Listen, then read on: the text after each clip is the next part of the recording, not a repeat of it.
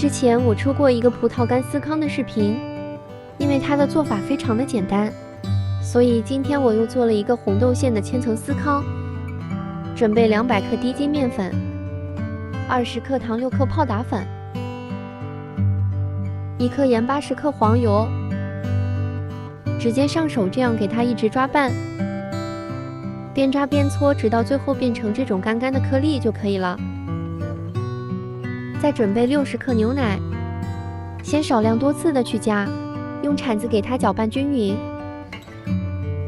直到搅拌的最后它能抱成一个团。我们把它拿出来放在一个案板上，这个不需要揉，直接用手给它按扁，用擀面杖给它擀成一个长方形的饼，边缘可以边擀边整理。擀好后挤上一点红豆沙馅，用刮板给它刮平，刮成这样薄薄的一层。从饼的一头把它折过去对齐。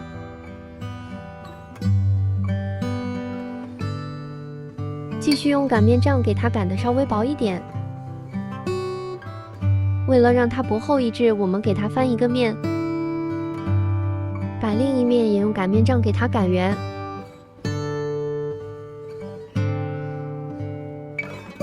还是重复上一次的动作，抹上红豆沙，继续给它刮平，再折过来。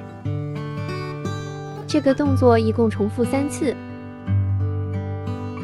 最后一次折过来之后，我们把它放在一个保鲜膜内，用手给它整理一下形状，裹起来，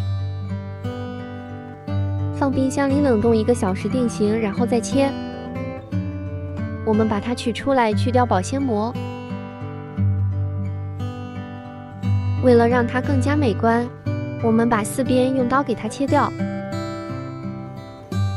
再给它切成一小块一小块的。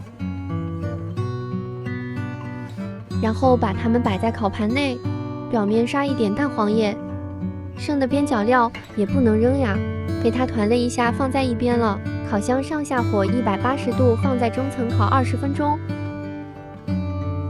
我们的红豆千层司康就烤好了。经过烤箱的烘烤，每一个都变得鼓鼓的。我们掰开看看里边怎么样，一层一层的，每一层都有红豆沙。我尝了一下，它里面真的是好松软呀，外皮稍微有一点酥脆的感觉，比上次做的葡萄干司康还要好吃。司康的做法还是很简单的，有时间一定要试试，别让美食与你不可辜负。